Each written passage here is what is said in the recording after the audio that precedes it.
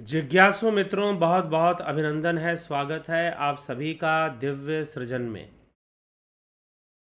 प्रत्येक दिवस की भांति आज फिर हम यहाँ पर यह लाइव चर्चा का कार्यक्रम शुरू कर रहे हैं।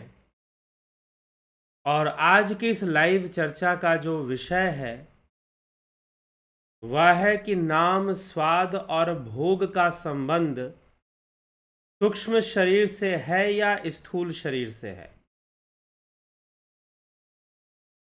नाम, स्वाद और भोग, भोग मतलब हर प्रकार के शारीरिक भोग जो हैं उनका संबंध जो होता है सूक्ष्म शरीर से होता है कि स्थूल शरीर से होता है। तो यह हम इसको आज समझने का प्रयास करेंगे। किसी जिज्ञासु ने बड़ी जिज्ञासा से ऐसा प्रश्न रखा है। एक जिज्ञासु ने पूछा कि नाम का संबंध सूक्ष्म शरीर से। फिर बाद में किसी दूसरे जिज्ञासु ने कहा कि हम जो भोग भोगते हैं, भोजन का स्वाद लेते हैं, उसका संबंध किससे है, सूक्ष्म शरीर से या स्थूल शरीर से। तो आज हम इसी विषय पर गहन चिंतन करेंगे। गंभीर विषय है और बड़ा ही मार्मिक विषय है। इसको समझने का प्रयास करना है, क्योंकि इसको लेकर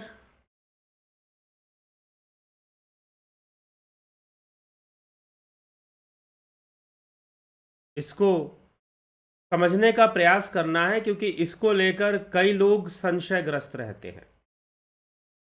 इसको लेकर कई लोग संशयग्रस्त होते हैं कि सूक्ष्म शरीर का संबंध कर्म से है, इंद्रियों से है, पुर्यष्टक कहते हैं सूक्ष्म शरीर को। तो भोजन कौन ग्रहण करता?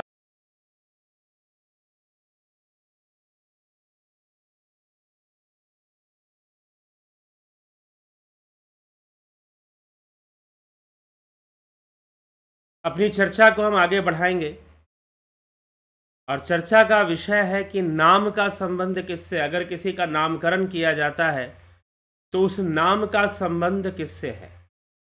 नाम का संबंध स्थूल देह से है या सूक्ष्म शरीर से है। तो सर्वप्रथम यह बात समझ लेना जरूरी है कि जो नामकरण हुआ है वो किसका नामकरण हुआ है।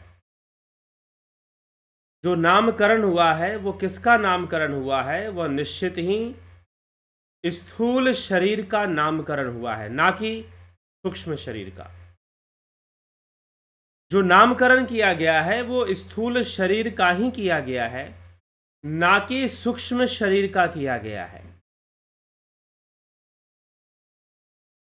निश्चित रूप से नामकरण स्थूल शरीर का होता है, सूक्ष्म शरीर का नामकरण नहीं होता। लेकिन उस नाम से संबंध सूक्ष्म शरीर का है या नहीं है? जी हां, है। उस नाम से संबंध सूक्ष्म शरीर का बन जाता है बाद में। क्योंकि जब भी किसी चीज को आप साइकोलॉजिकली एक्सेप्ट करेंगे, साइकोलॉजिकली जब आप किसी चीज को एक्सेप्ट करेंगे, मन से जब आप किसी चीज को स्वीकार करेंगे, तो फिर उसका संबंध सूक्ष्म शरीर से भी बन जाएगा। बस इस सूक्ष्म बात को समझना है। जो नामकरण हुआ वो स्थूल देह का हुआ है। जो नामकरण दिया गया है वो आपको स्थूल शरीर का, जस्ट लाइक आईडी, जैसे हम किसी चीज को आईडी देते हैं, वैसे ही नामकरण किया गया आप। फिर उसका संबंध सूक्ष्म शरीर से अपने आप बन जाता है। ठीक है, आप ये स्वीकार कर लेते हैं कि ये आपका नाम है और उस नाम से कोई भी आपको पुकारता है तो आप उस पर प्रतिक्रिया जरूर देते हैं। अर्थात आपकी साइकोलॉजिकल, आपकी जो साइकोलॉजी है, आपका जो मन है, उस नाम को स्वीकार कर लेता है। और जब उसकी एक्सेप्टेंस हो जाती है तो फिर क्या होता है? जब उसकी एक्सेप्टेंस हो जाती है तब उसका संबंध सूक्ष्म शरीर से अपने आप। जब हम भोजन करते हैं तो भोजन को कौन ग्रहण कर रहा है? अरे भाई, भोजन को हमारा स्थूल शरीर ही ग्रहण कर रहा है। लेकिन भोजन के अंदर जो गुण विद्यमान है उसे सूक्ष्म शरीर ग्रहण करता है। भोजन को कौन ग्रहण कर रहा है? स्थूल देह ही ग्रहण कर रहा है। भोजन में जो तत्व हैं, जो न्यूट्रिशंस हैं, करता है। भोजन को स्थूल देह ही ग्रहण करता है, इसमें तनिक भी संशय नहीं है। लेकिन भोजन का जो स्वाद है और भोजन के अंदर जो गुण विद्यमान है, कौन से गुण? तमोगुण, रजोगुण, सतोगुण, ये भोजन में होते हैं। भगवान श्री कृष्ण ने भी 3 प्रकार के भोजन बताए हैं, सतोगुणी भोजन, रजोगुणी भोजन और तमोगुणी भोजन। भगवान श्री कृष्ण ने भी 3 प्रकार के भोजन बताए हैं, शरीर से भी है। भोजन में निहित जो स्थूल तत्व है उसे स्थूल शरीर ग्रहण करता है, और गुण आदि और स्वाद आदि जो सूक्ष्म तत्व है, स्वाद भी सूक्ष्म तत्व है, गुण भी सूक्ष्म तत्व है भोजन में निहित। तो भोजन में निहित जो सूक्ष्म तत्व है उसे सूक्ष्म शरीर ग्रहण करता है, अर्थात भोजन का स्वाद सूक्ष्म शरीर लेता है, भोजन का आनंद सूक्ष्म शरीर ही अनुभव करता है, और भोजन में निहित जो गुण है, गुण मतलब तमोगुण, रजो, सूक्ष्म शरीर, लेकिन भोजन में जो पोषण है, जो न्यूट्रिशन है, जो प्रोटीन है, जो कार्बोहाइड्रेट है, जो फैट है, जो विटामिन्स है, जो मिनरल्स हैं, उन सबको कौन ग्रहण करता है? स्थूल देह ग्रहण करता है। उसको हमारी फिजिकल बॉडी ही उसको ग्रहण करती है, लेकिन उसके अंदर जो गुण है और जो स्वाद है और भोजन करने से जो आनंद की अनुभूति है, वह सब सूक्ष्म शरीर का है। वैसे ही संसार के दूसरे भोग, सुख के, जो शारीरिक सुख के अन्य भोग हैं,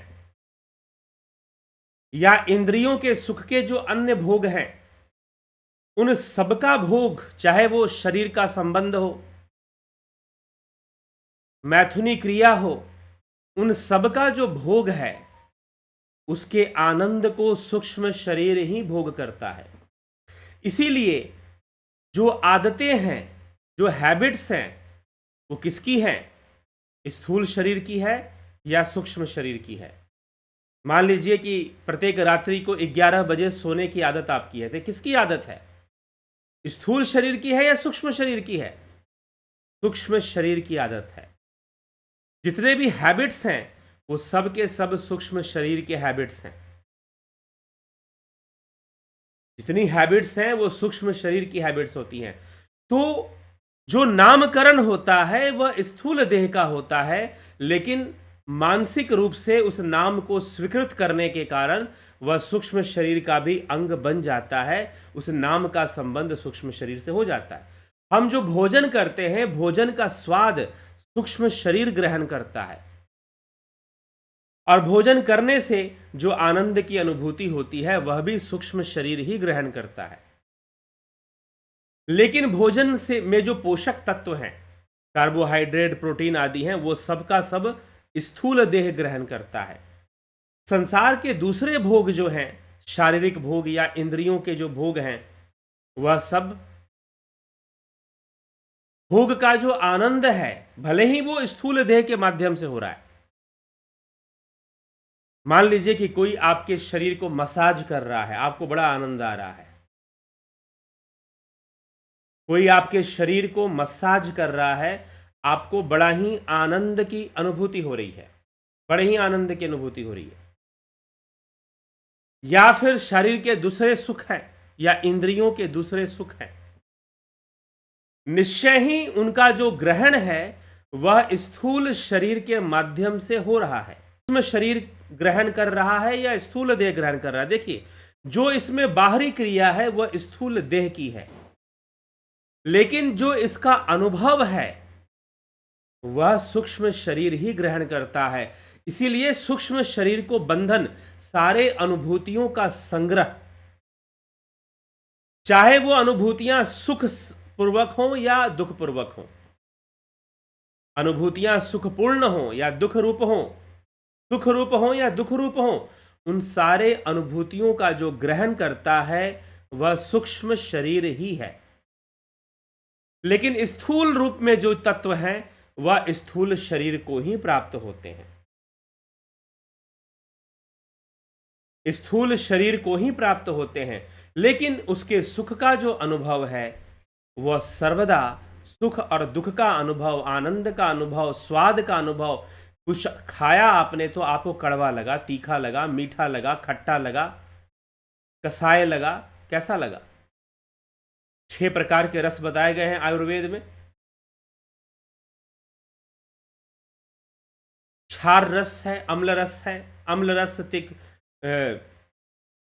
मीठा है, मधु रस है, अम्ल रस है, तिक्त रस है, कषाय है।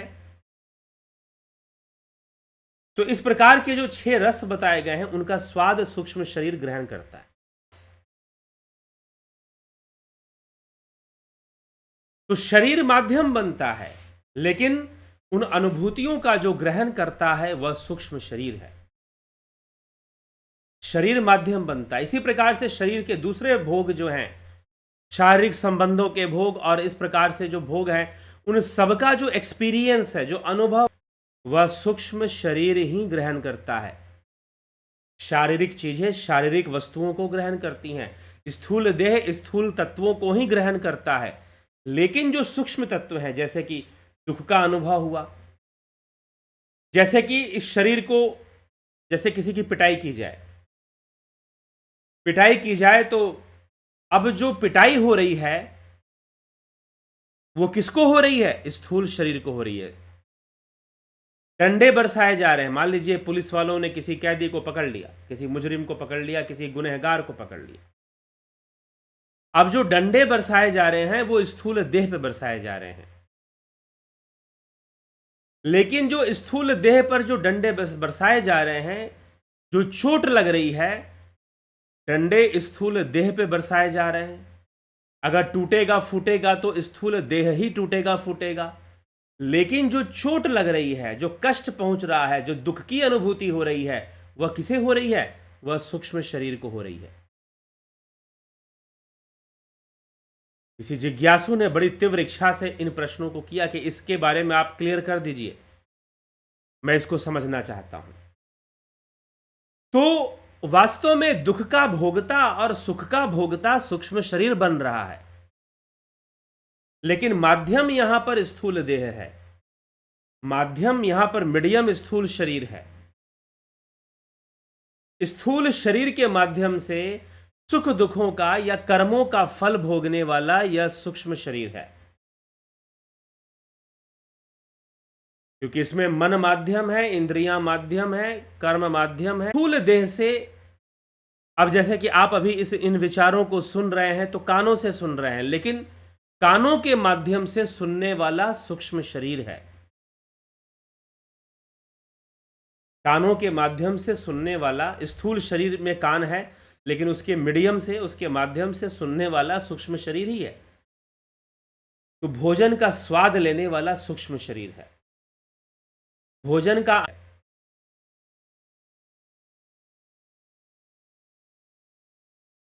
तो सूक्ष्म और स्थूल क्या ग्रहण करते हैं, इसीलिए बंधन सूक्ष्म शरीर को हो जाता है। कर्म भी सूक्ष्म शरीर करता है। स्थूल शरीर माध्यम बनता है कर्म करने में, लेकिन कर्मों का दोष सूक्ष्म शरीर को ही लगता है। और शरीर के माध्यम से जो दुख प्राप्त होते हैं, उसको, उन दुखों को भोगने वाला,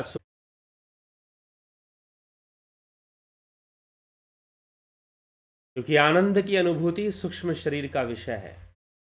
सूक्ष्म शरीर जो भी भोग भोगते हैं, शरीर ही ग्रहण कर रहा होता है।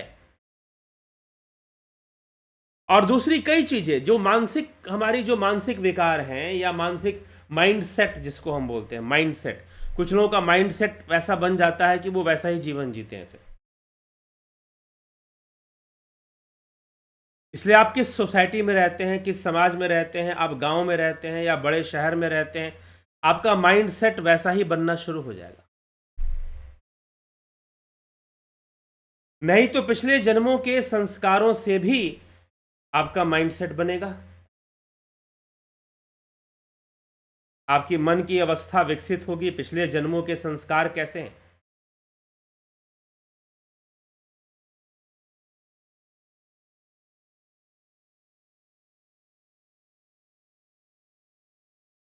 ठीक है। तो इस प्रकार से सूक्ष्म शरीर कार्य करता है, और इस प्रकार से तो सूक्ष्म शरीर जो मरने के बाद भी रहता है, अस्तित्व में रहता है, वही दोबारा स्थूल देह को धारण करता है अपने कर्म संस्कारों के अनुकूल, अपने बंधनों के अनुकूल। जो मानसिक बंधन उसे लगे हैं, जो संस्कारों के बंधन उसे लगे हैं, उन संस्कारों के बंधन के अनुकूल ही यह सूक्ष्म शरीर भी देह को धारण कर लेता है, और फिर इस देह के माध्यम से, स्थूल देह के माध्यम से फिर से वो सुख और दुख को भोगता रहता है। तो निश्चय ही अब आपको स्पष्ट हो रहा होगा कि जब हम भोजन करते हैं तो स्वाद को ग्रहण कौन करता है? स्वाद को ग्रहण तो सूक्ष्म शरीर ही करता है। स्थूल शरीर तो पोषण को ग्रहण करता है।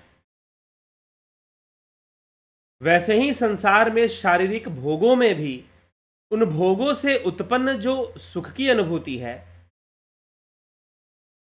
उसे सूक्ष्म शरीर ही ग्रहण करता है, और जो दुख की अनुभूति है उसे भी सूक्ष्म शरीर ही ग्रहण करता है।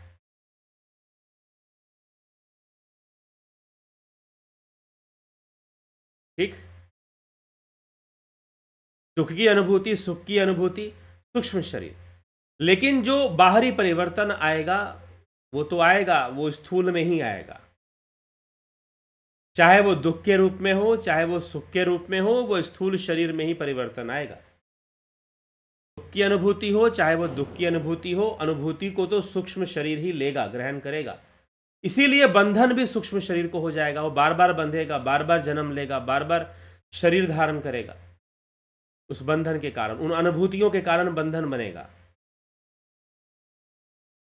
और बंधन के कारण बार बार जो है सूक्ष्म शरीर बंधता रहता है स्थूल के बंधन में। लेकिन जब सर्वप्रथम वह जीवन मुक्ति को प्राप्त होता है, बाद में चलकर वो सूक्ष्म बंधनों को भी काटता है अपने योग विद्या से, योग मार्ग के अभ्यास से, योग के अभ्यास से। तो कुछ ऐसी बातें हमें समझनी चाहिए इस विषय में। अब हम गहराई में इसको समझना चाहते हैं, जानना चाहते हैं सूक्ष्म शरीर कैसे कार्य कर रहा है। योग का कोर्स, ध्यान योग का जो कोर्स है 20 नवंबर से शुरू हो रहा है। स्थूल देह और सूक्ष्म शरीर का जो रहस्य है, जो सूक्ष्मता है, अगर इसको हम समझना चाहते हैं तो फिर निश्चय ही हमें यह ध्यान योग का कोर्स करना चाहिए। आप सूक्ष्म शरीर के रहस्य को समझ पाएंगे। और जो लोग करते हैं, आज ही ध्यान योग की क्लास हुई, जिन्होंने अक्टूबर में ज्वाइन किया था, किसी ने कहा कि मैं तो सूक्ष्म शरीर में, सूक्ष्म लोक में चली गई, और वहीं पर बहुत समय मैंने बिता दिया सूक्ष्म लोक में ही, वहां से मैं जल्दी लौट नहीं पा रही थी, सूक्ष्म की अनुभूति हो रही थी। तो सूक्ष्म देह का अनुभव करना है, सूक्ष्म शरीर को समझना है, तो सुनिए, अध्ययन कीजिए, अच्छी बात है। लेकिन साथ ही साथ अगर ध्यान योग करेंगे, ध्यान योग आप लोग करेंगे या करेंगी, तो निश्चय ही आपको सूक्ष्म शरीर का अनुभव होगा, सूक्ष्म जगत का भी अनुभव होगा।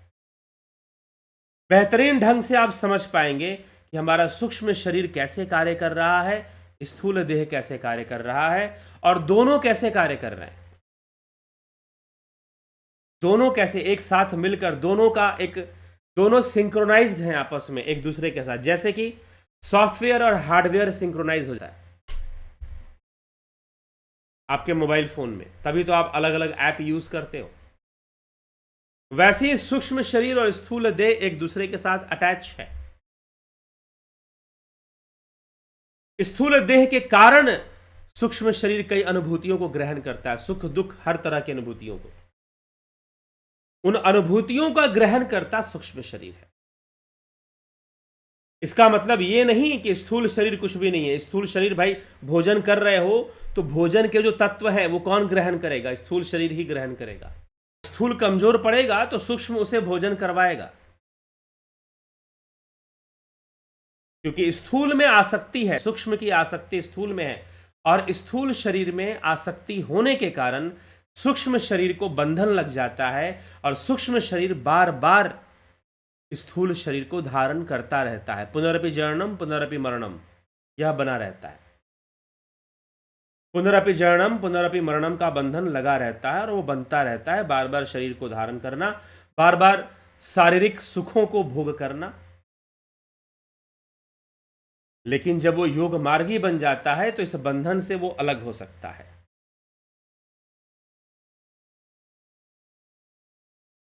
इस बंधन से मुक्त हो सकता है। तो क्या जीते जी स्थूल शरीर और सूक्ष्म शरीर का पृथक्करण किया जा सकता है? जी, किया जा सकता है।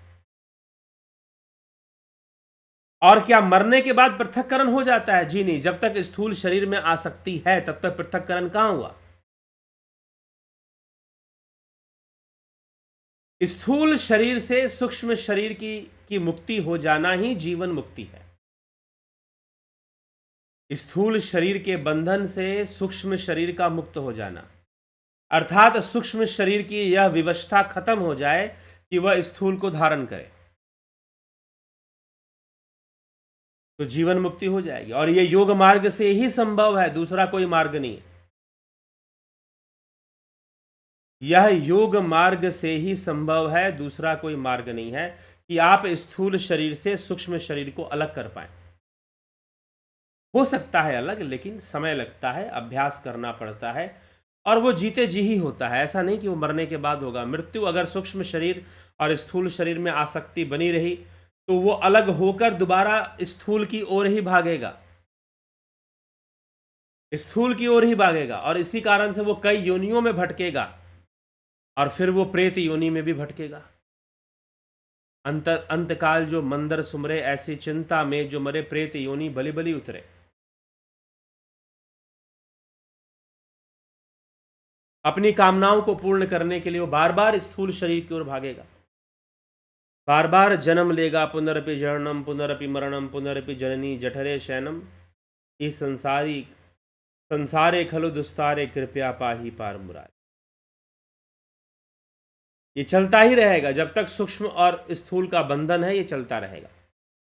पहले सूक्ष्म मुक्त होगा और फिर सूक्ष्म से भी मुक्ति मिलेगी। सूक्ष्म और कारण से भी मुक्त होकर जीव मोक्ष को प्राप्त करेगा, कैवल्य को प्राप्त करेगा। तो जीते जी ही स्थूल शरीर से सूक्ष्म शरीर का पृथक्करण होता है। कैसे होता है? योग के अभ्यास से, ध्यान योग के अभ्यास से होता है। इसीलिए ध्यान योग का कोर्स है, हम अपने आप को जान सकें, हम अपने आप को जान सकें, हम अपनी असेंबलिंग को समझ सकें। ऐसे कंप्यूटर क्या होता है? असेंबलिंग होती है। एक मदरबोर्ड है, मदरबोर्ड के अंदर कई चीजें असेंबल होती हैं, रैम, रोम और जो है प्रोसेसर, डाटा केबल, बहुत सारी चीजें असेंबल होती हैं। किसमें? मदरबोर्ड में। फिर उसके साथ हार्ड डिस्क वगैरह सारी चीजें अटैच होती हैं। वैसे ही हमारा जो शरीर है उसकी असेंबलिंग होती है चित्त के साथ। हमारा जो चित्त है उसमें हर चीज की असेंबलिंग होती है, हार्डवेयर, सॉफ्टवेयर, सब कुछ जुड़ेगा।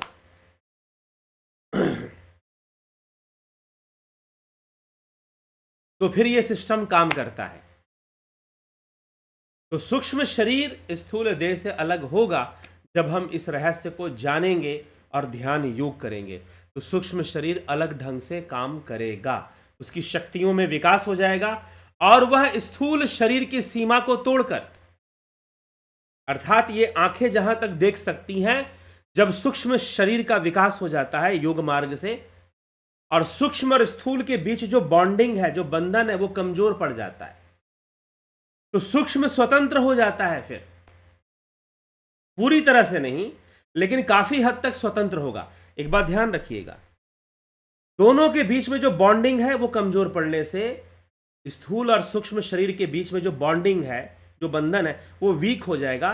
तो सूक्ष्म शरीर थोड़ा सा पहले उससे हल्का सा अलग होता है, अचानक से अलग नहीं हो जाता, उसकी स्वतंत्रता थोड़ी सी बढ़ती है। और योग होगा, फ्रिक्वेंसी एकाग्रता की बढ़ेगी, योग की बढ़ेगी, तो वो और अलग होगा। और जैसे जैसे अलग होगा सूक्ष्म शरीर की शक्ति भी बढ़ती जाएगी, और जो देखेगा, जो ये कान नहीं सुन सकते, योगी सुनेगा।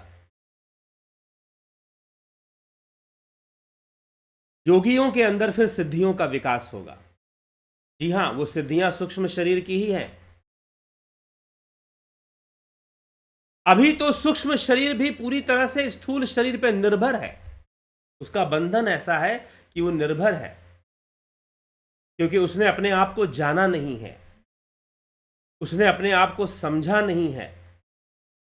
जैसे कि एक बार भेड़ों के झुंड में एक शेर चला गया, एक शेरनी ने शिकार करने के लिए, वो गर्भवती थी और शिकार करने के लिए उसने भेड़ों के झुंड पर आक्रमण किया, लेकिन उसका गर्भ गिर गया और शेरनी की मृत्यु हो गई। लेकिन शेरनी का जो बच्चा था वह बच गया। लेकिन उसे मिला क्या? जन्म लेते ही भेड़ों का झुंड मिला, और वो भेड़ों के बीच में ही रहने लगा, भेड़ों के बीच में ही रहने लगा, और अपने आप को भेड़ ही समझने लगा, घास ही खाने लगा।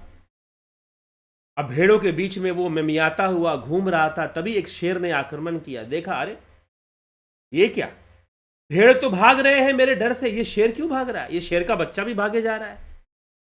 ने कहा जरूर इसको कोई मानसिक समस्या है, इसको जरूर कोई मानसिक समस्या है। शेर के बच्चे को पकड़ा और कहा कि भाई तू क्यों भाग रहा है, तू तो शेर है। उसने कहा नहीं नहीं नहीं, मुझे छोड़ दो, मैं तो भेड़ हूं, मुझे मत मारना। उसने कहा नहीं नहीं, तू शेर है, तू नहीं जानता, तू शेर है। कहा कि नहीं, मैं तो भेड़ हूं, मैं भेड़ों के बीच ही पैदा हुआ हूं, और मैं भेड़ जैसा ही दिखता हूं, मैं भेड़ हूं। अब उस बेचारों को क्या पता कि भेड़ है। कहा कि चल ठीक है, मैं तुझे दिखाता हूं तू कौन है।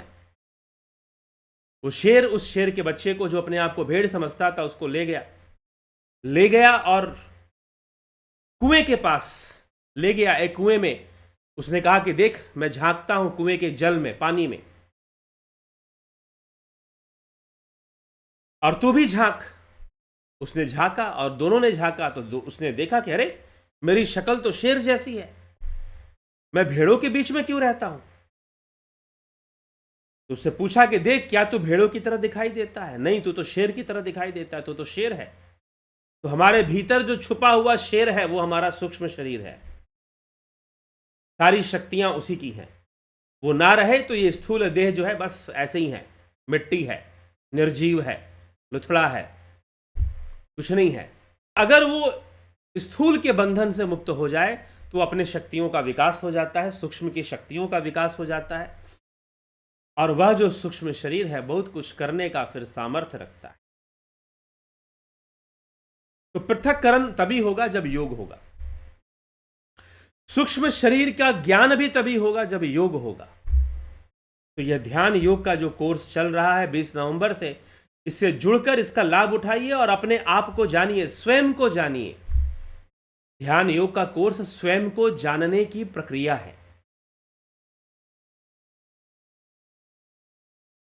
ध्यान योग का कोर्स स्वयं को जानने की प्रक्रिया है।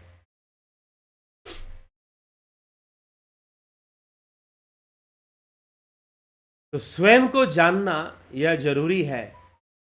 और जो शेर ने किया, यह गुरु का कार्य है। शेर बताएगा उसे कि देख तू क्या है। एक आध्यात्मिक प्रेरक आपको बताएगा, जो जानता है वो आपको बताएगा कि तुम कौन हो, क्या हो। लेकिन जानते नहीं हैं आप। ये कह देना मुंह से बड़ा ही सरल है, लेकिन होने में बड़ा फर्क है। होना इतना आसान नहीं होता कि सूक्ष्म शरीर स्थूल शरीर से अलग हो जाए। आदमी इतने बंधन पाल के रखता है, इतनी आसक्तियां पाल के रखता है कि सूक्ष्म का स्थूल से अलग हो पाना इतना सहज नहीं हो जाता। हाँ, सहज होगा अगर पिछले जन्मों की साधना संपत्ति अच्छी बनी है तो, नहीं तो सहज नहीं होगा। और उसमें वो इतनी आसक्तियां पाल के रखता है कि सहज हो पाना उसके लिए थोड़ा कठिन हो जाता है। तो सहज हो सके उसके लिए अभ्यास करना पड़ेगा। इसी को स्वामी विवेकानंद ने कहा कि आप सेवा से, साधना से, कर्म से अपने ब्रह्म भाव को प्रकट कीजिए, जागृत कीजिए अपने आप को। सेवा कीजिए, साधना कीजिए, कर्म कीजिए। सेवा का भी बड़ा महत्व है। निष्काम भाव से सेवा करना, इसका बड़ा महत्व है। अगर कोई आध्यात्मिक जीवन में अगर लाभ उठाना चाहता है तो एक लाभ मनुष्य के लिए, साधारण मनुष्य अगर आसानी से लाभ उठाना चाहता है, साधना का मार्ग तो है लेकिन सेवा का भी मार्ग है। अगर सेवा के मार्ग से जुड़ गया तो साधना में भी शीघ्र ही उन्नति होती है और वो और भी अत्यधिक आध्यात्मिक लाभ को भी उठाना शुरू कर देता है। सेवा का भी एक महत्व है कि सेवा वो कर्म है जिस कर्म के माध्यम से हम आध्यात्मिक कार्यों में लगे रहते हैं, तो उसका भी लाभ हमें मिलता रहता है, उसका वाइब्रेशन हमें मिलता रहता है, उसका जुड़ाव हमें मिलता रहता है। लेकिन मनुष्य की बुद्धि सेवा तक पहुंचने में उसको समय लग जाता है। जब समझता है तो काफी समय कई बार बीत चुका होता है, लेकिन लग जाए तो उससे भी अत्यंत लाभ योगियों की। चलिए, एक गहन विषय है, मैंने आज ऐसे ही थोड़ी सी सेवा के महत्व के बारे में छेड़ दिया, लेकिन जो है कभी और हम इसको। तो ध्यान योग का कोर्स, साथ में प्राकृतिक चिकित्सा का course. Only in naturopathy patients becomes doctor. Naturopathy आपको डॉक्टर बनाता है। आप प्राकृतिक सिद्धांत के अनुसार अपने शरीर का ख्याल रखते हैं और ऐसी क्रियाओं का प्रयोग करते हैं जो प्राकृतिक रूप से आपको बीमारियों से दूर रखती हैं और आपकी बीमारियों को ठीक भी करती हैं। दर्शन, तो दर्शन का जो कोर्स है, फिलोसफी का कोर्स, इसमें पाश्चात्य दर्शन, वेस्टर्न फिलॉसफी और इंडियन फिलॉसफी दोनों है। इंडियन फिलॉसफी का ज़्यादा विस्तार है, लेकिन पाश्चात्य दर्शन के सभी विषयों का भी परिचय इसमें मिलता है।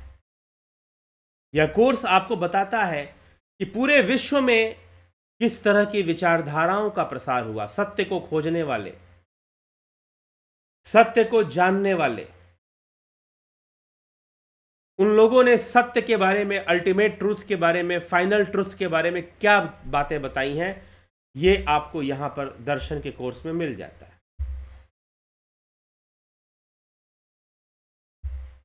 अग्निमय बुद्ध एक पुस्तक है, ग्रंथ है। इसके विषय में आगे मैं और अभी वीडियो में बताऊंगा आपको। इसको भी आप खरीद सकते हैं, लेकिन इसको सीधा आपने मुझसे ही लेना है, खरीदना है, पेमेंट करूंगा करके आप मुझसे इसको प्राप्त करें। ठीक है, तो चलिए आपके कमेंट्स को भी देख लेते हैं।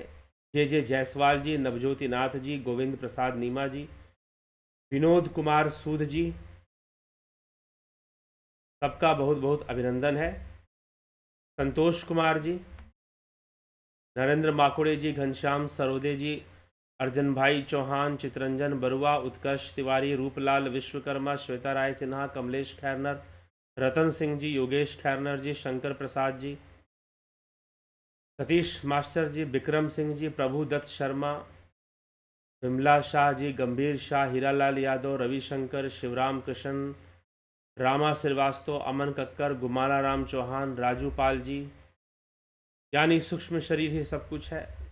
जी हाँ, सूक्ष्म शरीर ही सब कुछ है हमारी अनुभूतियों में। स्थूल देह माध्यम बनता है, लेकिन लेने वाला सूक्ष्म शरीर है। क्या जीते जी स्थूल शरीर सूक्ष्म शरीर का पृथक्करण हो सकता है? जी हाँ, जीते जी होता है। नथु सिंह जी, धन्यवाद भारत। फिर सूक्ष्म शरीर का क्या होगा? सूक्ष्म शरीर का लय होता है, लय। ठीक, ब्रह्म में मोक्ष होने से। अरविंद कुमार, गुरुजी, सूक्ष्म शरीर आत्मा के बल से चलता है। हाँ, आत्मा के चैतन्य से, आत्मा के सकाश से चलता है। क्या मन ही सूक्ष्म शरीर है? जी नहीं, मन, बुद्धि, चित्त, अहंकार, इंद्रियां, कर्म, काम, पंचभूत, ये सारे तत्व सूक्ष्म शरीर में निहित हैं।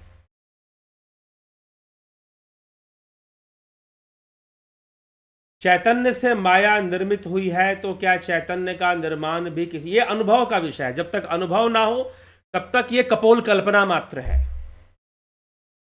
ठीक है, वास्तव में चैतन्य से माया निर्मित हुई है ऐसा भी कुछ नहीं है, कुछ भी निर्मित नहीं हुआ है। चैतन्य बस चैतन्य है, क्योंकि माया की अनुभूति इंद्रियों से हो रही है। माया की अनुभूति इंद्रियों से हो रही है। गो गोचर जहां लगमन जाई, सब माया जानहु भाई। और जो इंद्रियों से अनुभव हो रहा है वह सत्य नहीं है, और उसके सत्य नहीं होने के अनेकों कारण हैं। क्यों? क्योंकि इंद्रियों की सीमा निश्चित है, आंखों के देखने की सीमा निश्चित है, कानों के सुनने की सीमा निश्चित है। तो जब वो एक सीमा तक देखती हैं, उसके बाद नहीं देखती हैं। बहुत सारी ऐसी चीजें हमारे सामने होती हैं जो ये आंखें देख ही नहीं सकती, क्योंकि इनकी क्षमता के बाहर है। बहुत सारी ऐसी आवाजें हैं जो कान नहीं सुन सकता। अब चमगादड़ उड़ता है, अल्ट्रासोनिक वेव्स को यूज करता है। क्या आप उस आवाज को सुन पाते हैं जो चमगादड़ यूज कर रहा है? अल्ट्रासोनिक वेव्स मतलब साउंड वेव्स, साउंड वेव्स को वो यूज कर रहा है। इसीलिए बहुत सारे पाश्चात्य दार्शनिकों ने और वैज्ञानिकों ने भी यह माना है कि इंद्रियों से जो दिखने वाली चीजें हैं वो कंप्लीट नहीं है, पूर्ण नहीं है अपने आप में। इसीलिए इंद्रियों से जो दिखाई दे रहा है उसको माया कहा गया है। इसका मतलब यह नहीं कि माया चैतन्य से निर्मित हो गया। हां, यह कहा जाता है कि माया चैतन्य का विवर्त है, ब्रह्म का ही विवर्त है, मैनिफेस्टेशन है। जैसे कि आप पर्दे पर फिल्म देखते हो तो that is the manifestation of light. प्रकाश का जो प्रोजेक्शन होता है प्रोजेक्टर के माध्यम से पर्दे पे पड़ता है, और जब पर्दे पे पड़ता है तो वो आपको फिल्म दिखाना शुरू कर देता है। आप तो फिल्म देख रहे हो ना, लेकिन वो सारा खेल कैसे चल रहा है? लाइट से चल रहा है, प्रकाश तत्व से चल रहा है। तो ओरिजिनल चीज क्या है? लाइट है, ना कि वहां पर फिल्म है। आप फिल्म में देख रहे हो कि हीरो हीरोइन नाच रहे हैं या फाइटिंग कर रहा है विलन के साथ। आप तो कहानी को देख रहे हो, लेकिन वो सारी कहानी प्रदर्शित कैसे हो रही है? प्रोजेक्टर से हो रही है। पर्दे के ऊपर वो प्रोजेक्टर लगा हुआ है, वहां से लाइट निकलकर पर्दे पे जा रही है। तो वैसे ही ये जो संसार जिसे हम अनुभव कर रहे हैं यह इंद्रियों से हो रही है। इसलिए संपूर्ण संसार का अस्तित्व इंद्रियों के अंदर है। कोई वस्तु ठोस है, कोई वस्तु नरम है, हमारी त्वचा बता रही है। त्वचा एक इंद्रिय है।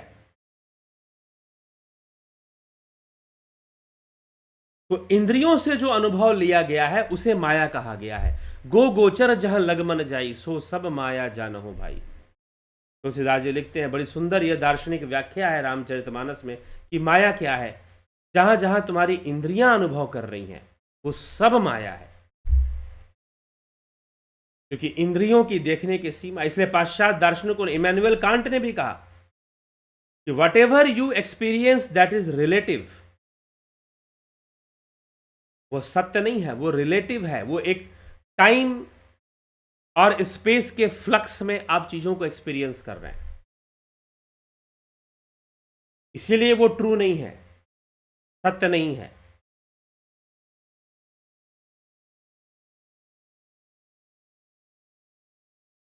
ठीक। लेकिन इंद्रिय जगत में, सेंसरी वर्ल्ड में, वो सेंसेस का सत्य ही है। सेंसरी वर्ल्ड में तो फिर वहां पर वो मिथ्या नहीं है, फिर वहां पर वो माया नहीं है। इसलिए आदि गुरु शंकराचार्य ने त्रिसत्ता का वर्णन किया, प्रतिभासी सत्ता, व्यवहारिक सत्ता और परमार्थिक सत्ता। तो वास्तव में उस ब्रह्म से कुछ भी निर्मित नहीं है, वो ब्रह्म बस ब्रह्म ही है। जैसे कि सूर्य की किरणों से हमें मरुस्थल में जल दिखाई देता है, पानी दिखाई देता है, लेकिन पानी होता नहीं है, वैसे ही ये संसार नहीं है, फिर भी इंद्रियों के कारण प्रकट हो रहा है। वैसे ही यह संसार नहीं है, लेकिन फिर भी इंद्रियों के कारण प्रकट हो रहा है। तो यहीं पर बस इतना ही माया का अस्तित्व है, इंद्रियों के कारण। शिखर शर्मा जी, अरविंद कुमार जी, गुरु जी, मृत्यु के बाद जब सूक्ष्म शरीर स्थूल शरीर को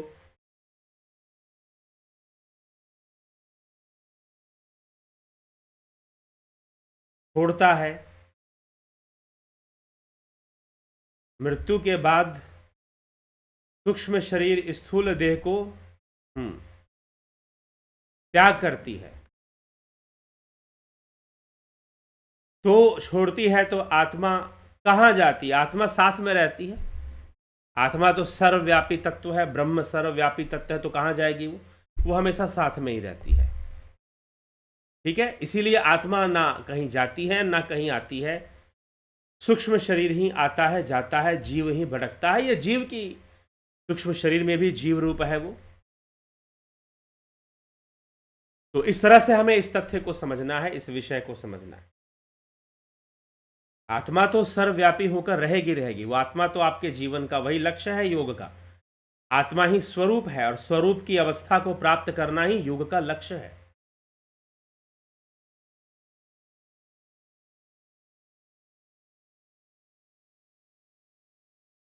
ठीक है, तो इस विषय को हमें समझना चाहिए और समझकर अग्रसर होना चाहिए, योग मार्ग पर हमें आगे बढ़ना चाहिए। इन कोर्सेज को ज्वाइन करना चाहते हैं, इस पे नंबर दिए गए नंबर पे आप संपर्क कर लें। पहले भी नंबर मैं दे चुका हूं 9661802459। लाभ उठाइए, प्राकृतिक चिकित्सा, दर्शन, ध्यान, योग, इन सभी कोर्सेज का लाभ उठाकर आप आगे बढ़िए। चलिए, तो ठीक है, विराम देते हैं। कल फिर मिलते हैं 9 PM लाइव चर्चा में। आप सभी का बहुत बहुत